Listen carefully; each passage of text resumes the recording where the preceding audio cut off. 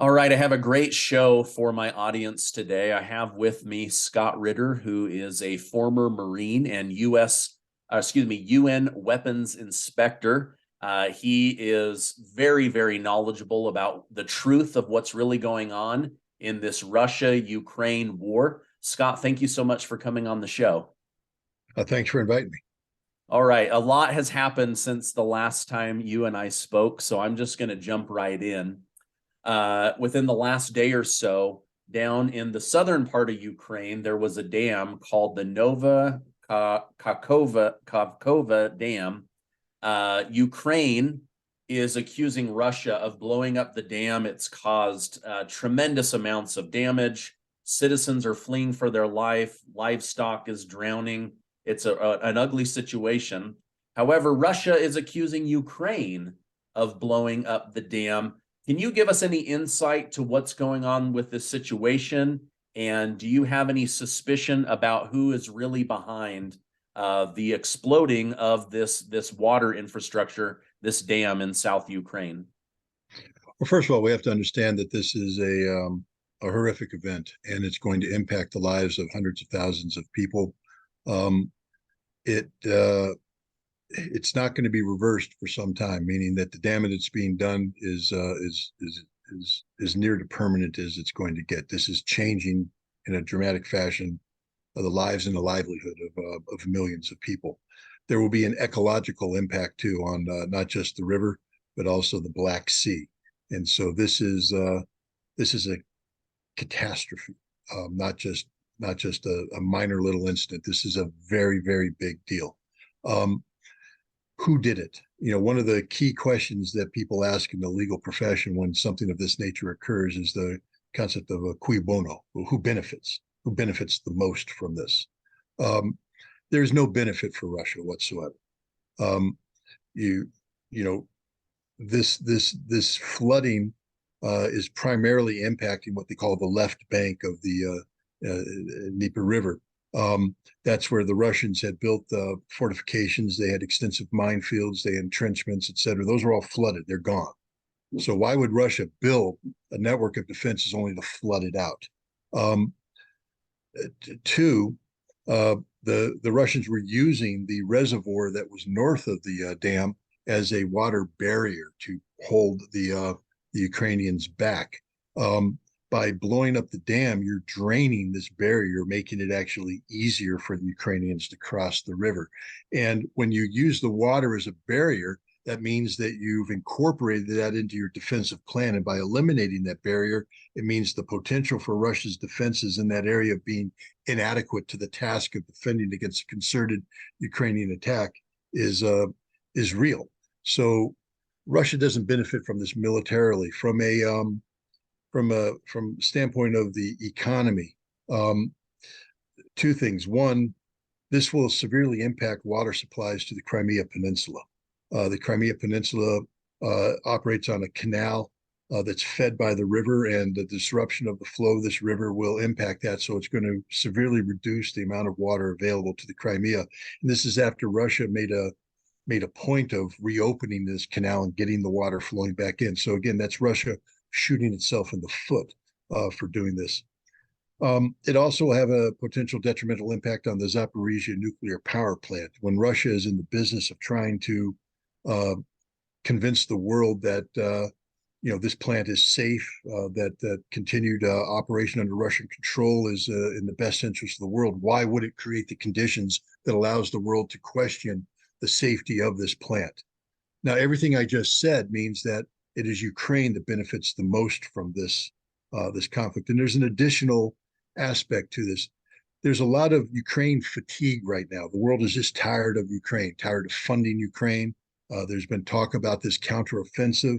I'm sure we'll talk about that in a minute, but it's not going to succeed, and the world knows it's not going to succeed. Ukraine knows it's not going to succeed.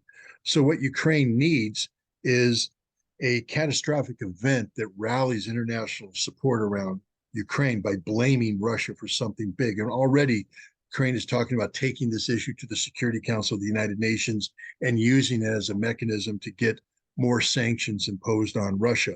So politically, it's Ukraine that's benefiting the most from this. And lastly, is the direct forensic evidence. Ukraine has been shelling this dam, striking it with multiple launch rocket systems, HIMARS, the American provided HIMARS system, for months now. It's not Russia attacking the dam, it's been Ukraine attacking the dam. And it was a Ukrainian general who last year said, we need to practice destroying this dam because there could come a time when it's in our benefit to destroy this dam. And they actually tested out by firing HIMARS rockets against it. And the conclusion he reached was, yes, we can destroy this dam anytime we want to. Russia actually warned the world about this potential back in October when they published a letter at the Security Council of the United Nations. So I think if we take politics aside, all the political statements, we just look at the direct evidence and who benefits. It's clear that Ukraine is the culprit. They benefit from this the most. They're the only ones who have practiced taking out the dam publicly. They've acknowledged this, and they're the only ones who've been attacking the dam on a regular basis. So Ukraine did this.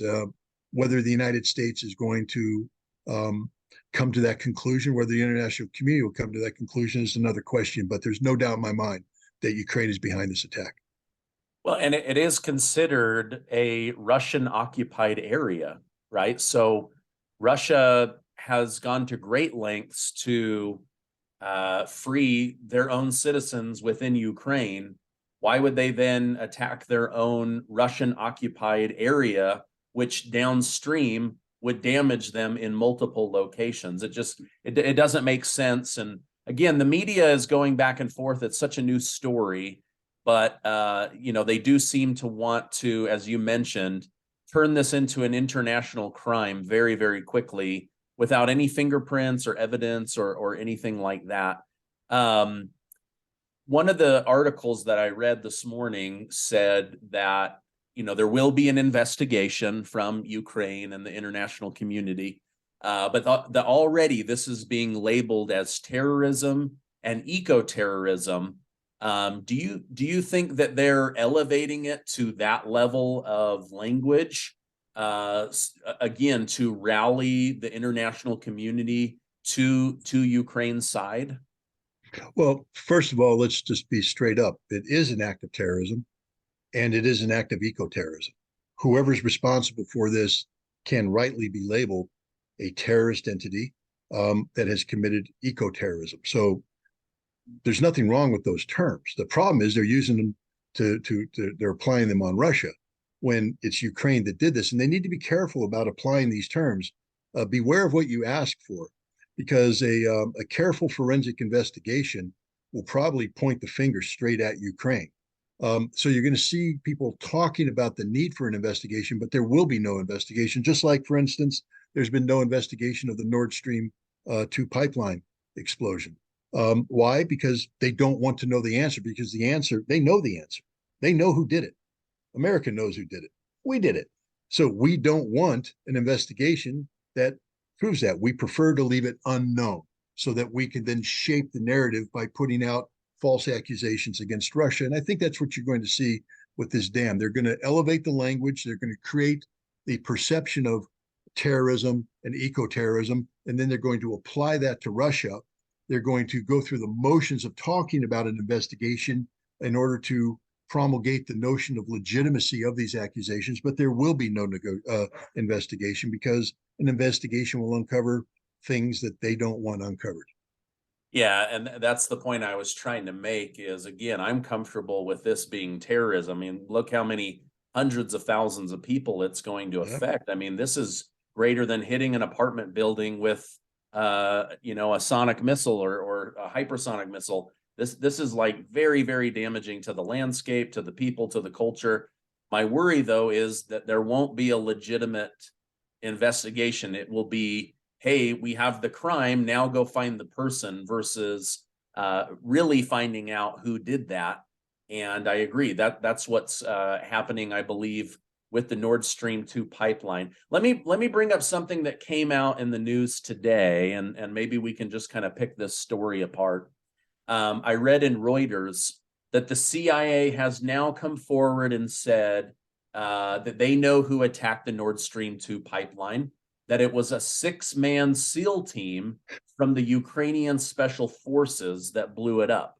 Now, the Daily Mail says the CIA is saying that, but really what the CIA is trying to cover up is the fact that within the leaked Pentagon papers from Jack Teixeira, it says in that the United States knew 3 months in advance about the detonation of this by Ukraine.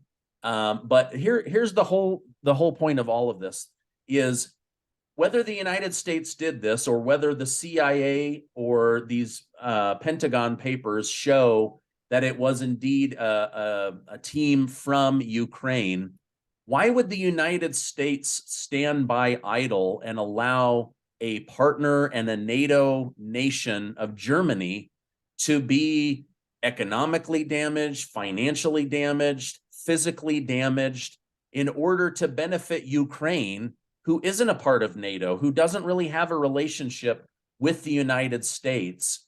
Why in either scenario was the United States so willing to throw Germany under the bus? Well, first of all, the notion that Germany is this close ally of the United States is a wrong notion.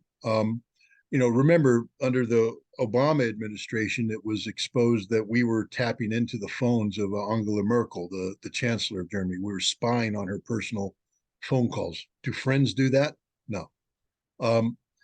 Also understand that we have been at odds with Germany over their energy policy vis-a-vis the Soviet Union and then later Russia since the 1960s, 1970s. We've been telling Germany, West Germany, and then unified Germany, you don't want to become over-reliant upon Russian energy. And so Germany's insistence on gaining access to cheap Russian oil, cheap Russian gas has been problematic from an American standpoint. And we've been talking about shutting down these pipelines for some time now. Senator Ted Cruz has led the charge in the Senate to bring this about. And it was Joe Biden himself back in early last year, early this year, I guess, said with Olaf Scholz right there in front of him that if the Russians, he said it in 2022, if the Russians make a move on Ukraine, we will shut down the pipeline. It will cease to exist. That's a confession right there. So we wanted this pipeline shut down, and I believe the evidence will eventually show that we were not only cognizant of it, but that we facilitated it. I don't know if this is a Ukrainian SEAL team. I don't know if that's a cover story by the CIA to cover up an American SEAL team. But the bottom line is we wanted this to happen. We made it happen. We're glad it happened. Look at the glee in Victoria Nuland's voice as she talks about this explosion. Listen to Ted Cruz as he's ecstatic over this happening. There's nobody in the administration that's unhappy that this occurred. Now, if Germany was our close ally and a $12 billion piece of critical energy infrastructure was destroyed, causing Germany to sink into a recession, which is what they are right now. Germany's economy used to be the most powerful in Europe. It's in recession because of this. We are responsible. We should be concerned about that. If they were truly our friends, we'd be articulating, hunt down the culprit. We'd be demanding to find out who the culprit was. But that's not what's happening. We won't allow an investigation to go forward. We have put the political or diplomatic pressure on everybody in the region to say there will be no investigation. This is why Sweden said, we know who did it, but we're closing it down because to talk about this would hurt our national security interests. Now, this is Sweden that's getting ready to join NATO, so it's not as though they're afraid of irritating the Russians. They're afraid of irritating the United States. So I think what this exposes that the United States, in the case of Germany, and I would say in the case of many nations, is a friend in name only, because friends would never do to a friend what the United States has done to Germany. Yeah, well, it's interesting. All these major newspapers keep putting out different stories, right? Like the New York Times said, "Oh, we now know for a fact it was this sailboat team. They went down and they planted this, and the United States had no knowledge of it. Now this story suddenly shows up. Then it's in these leaked documents that nobody really cared that they were being leaked until it benefited the current administration to put a lid on it." Is this all just misinformation that's part of war, or is this new to this current administration? Well, unfortunately, it's not new to this current administration. It has become a trend, and I think one could take it back to um, I mean, we can go back to the Vietnam era and Lyndon Johnson's administration. I mean, the whole Pentagon Papers that were leaked by Daniel Ellsberg, uh, dealt with the lies being told to the American public, being told to Congress by the U.S. Military, by the U.S. intelligence community. We've seen this throughout. With the Iran Contra issues, we've seen the U.S. lie about the buildup to the Iraq War. We've seen the U.S. lie about Afghanistan. Um, Unfortunately, the U.S. government is in the business of lying to the American people, and they do it by leaking information, by shaping the information spectrum with leaks designed to create perceptions, to dominate what the American people think is real. And so it's not unique to this, but it is not unique to the Ukraine situation. But the Ukraine situation is of such sensitivity because we're losing. I mean, I hope people understand this, that we are not achieving our objectives in Ukraine. We are being strategically defeated by our own policy. Um, and the administration can't admit this, won't come out and be honest to the American people. So what it does is it leaks information designed to shape perception. And it's basically the American government at war with the American people about truth. And people need to reflect on what the First Amendment stands for: freedom of press, freedom of speech. It's not just your ability to speak, but it's your ability to hold to account the lies of government, that you have the right as a nation with a free press to expose the lies, that the government can't be in the business of hiding the lies. The government must be in the business of telling the truth. And when it doesn't tell the truth, it is the duty and responsibility of a free press to expose the lies, get to the truth. That's what they do. There's people that say, oh, why are you publishing this? Why are you publishing that? Well, because the government's not allowed to lie to the American people, and the government's not allowed to hide those lies behind classification. But that's what's happening today. Yeah, no, I hear you. And even right here on this very platform, which I love YouTube. They censor things and they try to shape a narrative, and they're blocking certain people running for president to get access on the Trump side and on the RFK side. These social media companies, they're now very involved, and it used to be, like you say, it used to be a check and balance system that is now unbalanced and unchecked, and it's unfortunate. Let me go back to something that was said a year ago. President Biden said sending F-16 jets would signal World War III, or basically we would be in World War III. Now he's offered Ukraine F-16 jets, training, the whole kit and caboodle. Russia says they're actually very worried about what the United States is doing, because these jets could be retrofitted to deliver nuclear payloads into Russia. And they strongly advise the United States to back off of this escalation. What are your thoughts on the jets? What are your thoughts on Russia's worry about a nuclear payload that could reach Russia? Well, I'm loath to speak on behalf of Russia, meaning that I don't have any particular insight. Um, what I will say is this: that Russia is the master of escalation management. Um, you know, Russia wants to win the conflict in Ukraine in a way that does not drag NATO into the conflict. And so there's been a lot of effort to create provocations designed to have Russia overreact. Russia has done its own fair share of very tough rhetoric from the very beginning. They said if NATO intervenes in Ukraine, that Russia will use all the resources at its disposal in response, which hinted at nuclear weapons. So, Russia has used rhetoric as well. But let's look at it from the Russian perspective for a moment. Joe Biden himself says that the introduction of the F-16 will bring about World War III.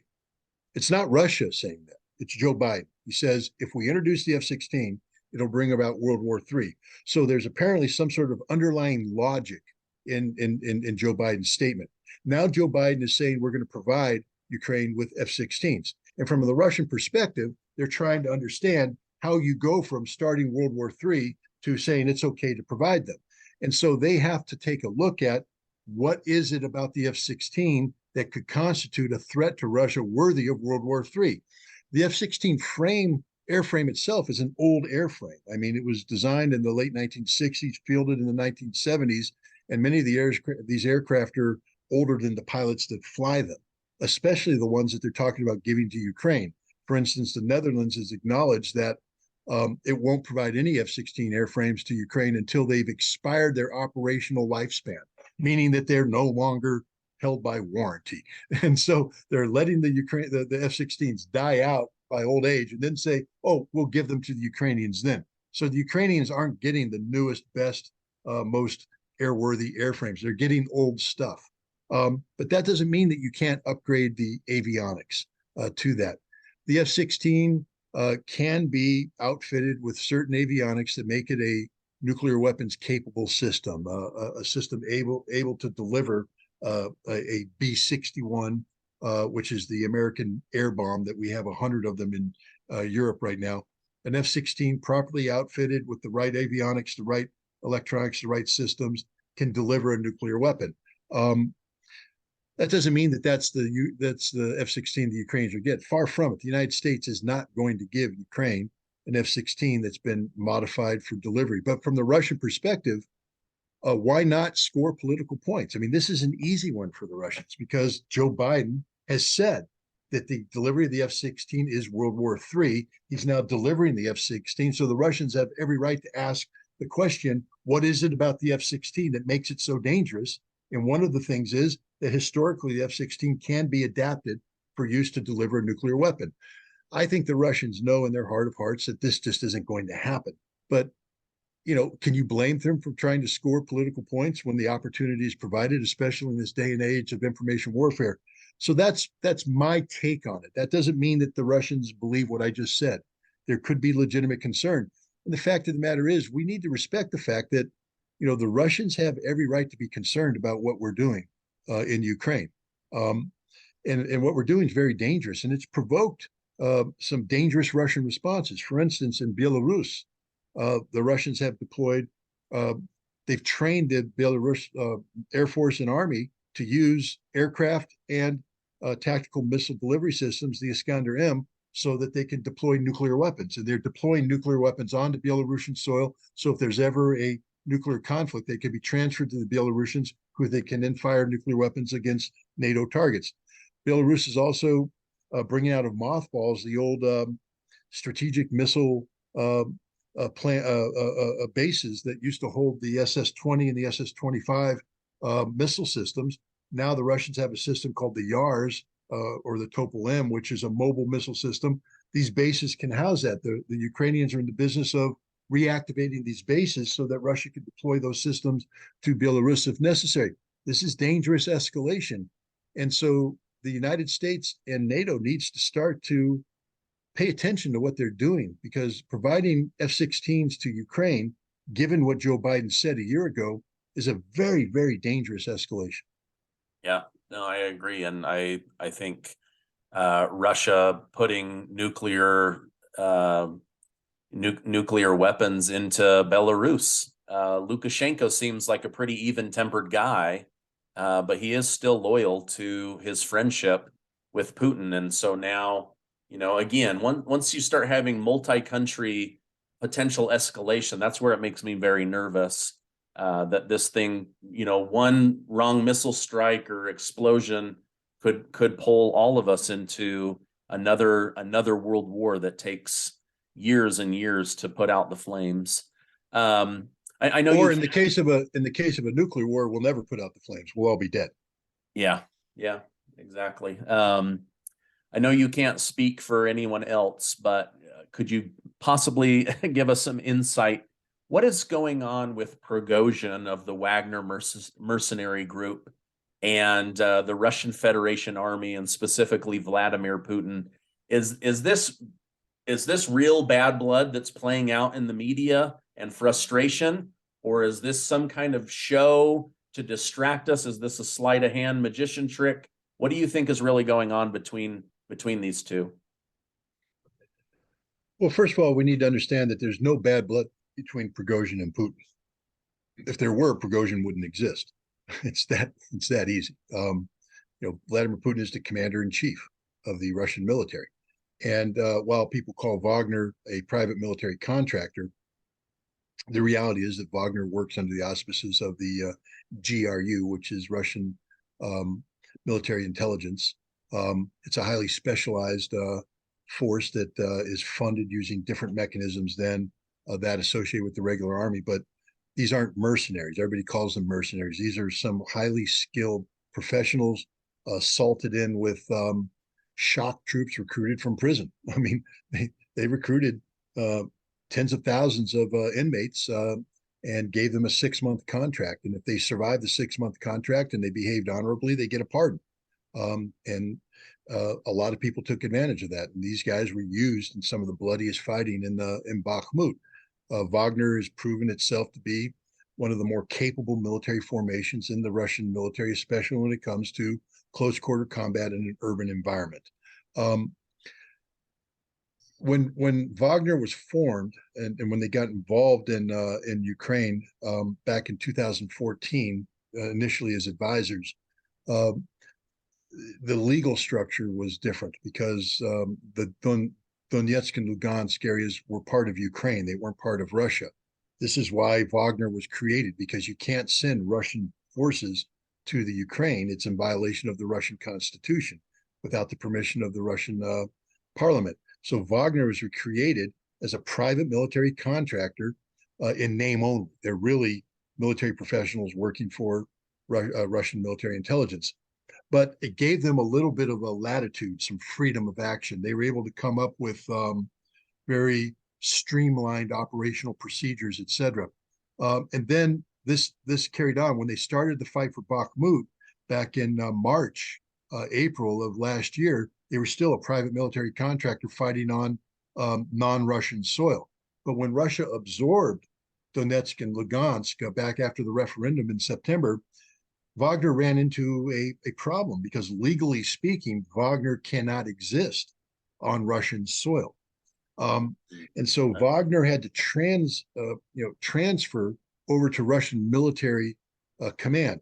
And here's where you run into the problem. One, the Russian military bureaucracy wasn't designed to incorporate Wagner. Wagner was a unit that was used to having high volumes of fire to support their tactical, the way they operated in urban environment. Lots of artillery was needed for this. Now the Russian military is expanding from 180 to 300,000 with more volunteers up to maybe 500, 600,000. That means more artillery, which means that the resources that used to be given to Wagner freely, now they had to be shared amongst a broader people. So Wagner started to receive less ammunition. And this angered Wagner because their tactics, which are very aggressive tactics, only work if you can suppress the Ukrainians using overwhelming artillery fire. If you slack up on the artillery, the Ukrainians, instead of cowering down, are able to lay down fire. And as the Wagner assault forces do their aggressive assault forward, they get killed in large numbers. And there's a very dramatic video that Prigozhin did that laid out the dead. It was over 200 dead from one day. He said, all these guys are dead. This is easily 5 times more than what we normally suffer in a day of heavy casualties. And it's all because you didn't provide us with artillery. So he got into a match, and he has a problem with Shoigu, who is the defense minister. He and Shoigu have been going back and forth. Prigozhin, Shoigu has no real military experience. And so there's many people like Prigozhin and others who say, why is he the defense minister? They accuse him of corruption. They accuse him of incompetence. And, I'm not here to pass judgment on Shoigu. I'm just saying that there's reason to maybe sustain some of the allegations of that. Shoigu does not like Wagner because Wagner, their performance standards are higher than most units in the Russian military. So it makes the Russian military look bad. Wagner was getting a lot of publicity, a lot of credit was being given to Wagner. Most of which is deserved, some of which Wagner was stealing accomplishments of other units. And so the defense ministry was upset with that. It got so bad that while I was there, Putin called in Prigozhin and Shoigu together and told them, stop this nonsense. Stop it. I will crush you both. If the next person to do something, it's over. And in recognition of Prigozhin's complaints against Shoigu, he told Shoigu, you will have nothing to do with Wagner in the future. The point of contact in the Ministry of Defense will be Sertovikin, the bald-headed General Armageddon. He said he's the one because Wagner respects him. And Wagner got their ammunition. They got what they needed. And as you saw, Wagner completed the capture of Bakhmut. But there's still bad blood there. And right now, there's a situation where a Wagner group withdrawing from Bakhmut into the rear area for a 1 month refitting, rest, and relaxation got fired on by a Russian checkpoint commanded by a drunk Russian lieutenant colonel. And so the Wagner has arrested the lieutenant colonel. They have no authority to arrest the lieutenant colonel, and they're putting him on a mock trial. They have no authority to do that. This is problematic. It doesn't mean that Wagner's not right. It just means that Wagner, there's a problem right now with Wagner that in many cases they become too big for their britches. They are an elite organization that's designed to exist in a framework outside of the conventional Russian military structure, and they're now being compelled to integrate into this structure. And there are clashes of culture, clashes of personality. We're going to see what the future is. I think the bottom line is, come this summer when Russia needs to carry out, close quarter combat assaults in an urban environment, they're going to need Wagner to come back. But Wagner is going to have to find a way to cooperate in a better fashion with the regular Russian military. Right now, there is a clash of culture, and it's a real problem. It's a very serious problem, but I do believe it's one that will be overcome.